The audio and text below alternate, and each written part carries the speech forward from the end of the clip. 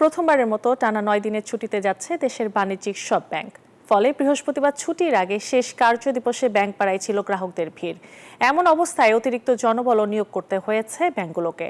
আর ঈদের ছুটিতে নিরাপত্তা নিশ্চিত করতে সকল ব্যাংককে প্রয়োজনীয় ব্যবস্থা নেওয়ার নির্দেশ দিয়েছে কেন্দ্রীয় ব্যাংক।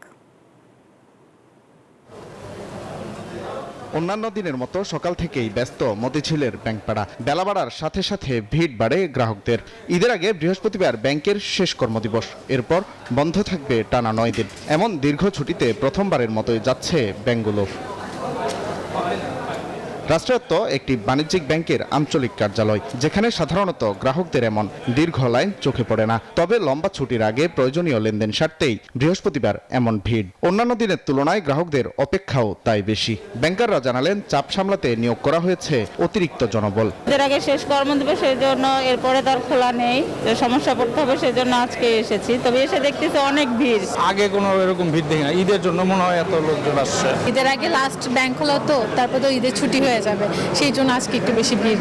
এখানে এইসব টাকা তুলছি মানে 5 মিনিট লাগছে, আজকে তো ঘন্টার উপরে লাগে।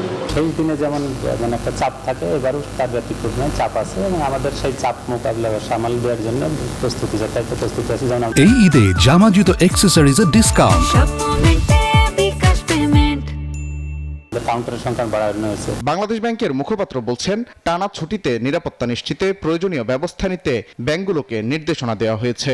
নিরাপত্তার ব্যাপারে এক চুলো ছাড় না, সবসময় সিকিউরিটি গার্ড থাকবে, সিসি ক্যামেরা তো সবসময় তাদের আছে। তো নিরাপত্তাটা যাতে নিশ্চিত করেই তারা তাদের এটিএম বুথগুলো পরিচালনা করে।